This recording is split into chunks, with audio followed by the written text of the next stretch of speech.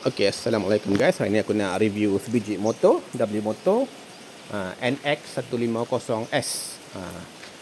Okay. Ni harga dia murah je. Harga dia dalam 6,000 lebih saja on the road. Macam korang tengok ni, lampu belakang dia macam biasalah. Macam kau boleh nampak dia seakan-akan NMAX V1. Tapi dia lebih canggih lah sebab dia dah pakai LED. Okay, kemudian motor ni yang kelebihan ni adalah dia punya tangki sebesar 15 liter. 150cc, tangki 15 liter. Memang besarlah kapasiti untuk dia punya petrol. Okey, lagi satu kelebihan motor ni, dia siap dengan traction control, dia siap dengan ABS. Dual channel, maknanya ada ABS untuk roda depan dan juga roda belakang.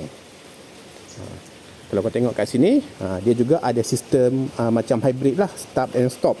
Bila korang berhenti kat traffic light, enjin akan mati, dan bila korang pulas, dia akan hidup lah untuk penjimatan petrol. Kemudian dia juga ada, nampak, dia ada handbrake. Walaupun motor ni orang kata agak marhain, tapi semua dia bagi. Dengan handbrake dia bagi. Okay. Double signal pun dia bagi. Yang lain semua samalah. Ni button dia punya auto start tu lah. Traction control boleh off, tapi ABS tak boleh off lah. Okay, lepas tu dia punya storage pun agak besar. Storage dia boleh masuk botol.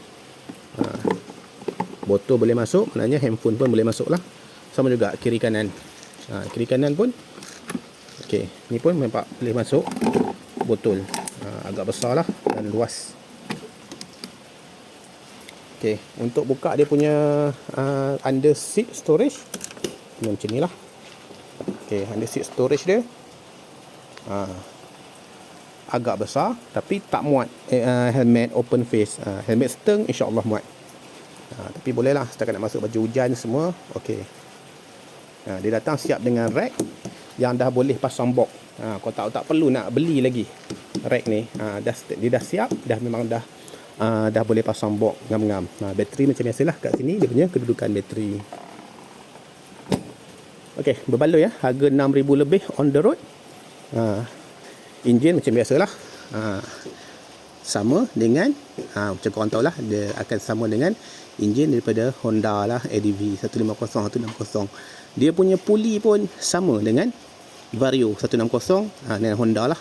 Memang puli dia sama. Boleh pakai. Saiz rim pun samalah. Okey, kita tengok dia punya rim. Saiz apa?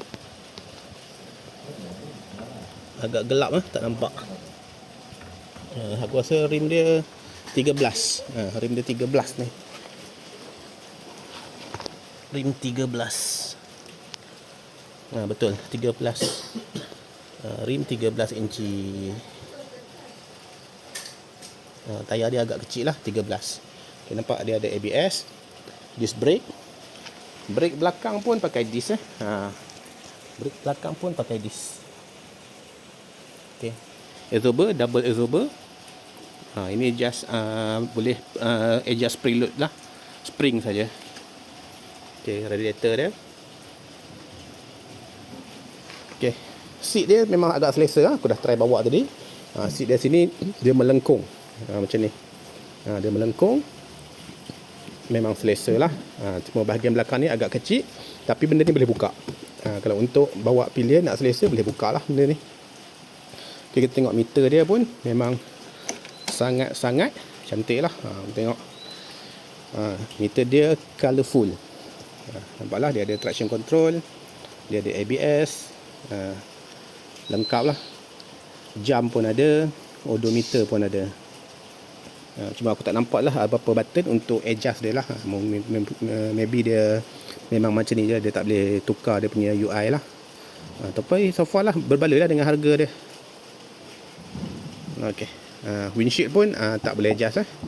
Windshield tak boleh adjust. Okay, so far tu je lah. Motor ni agak berbaloi. Aku bawa pun dia punya pickup boleh tahan. Okay, tengok lampu depan dia. Lampu full LED. Okay, kita start motor.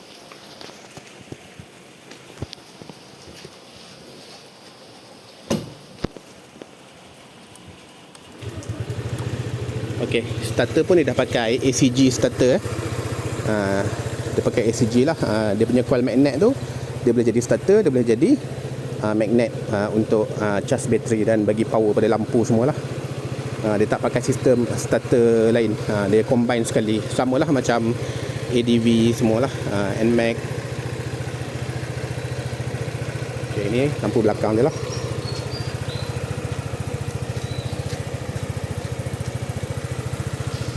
Box dapat sekali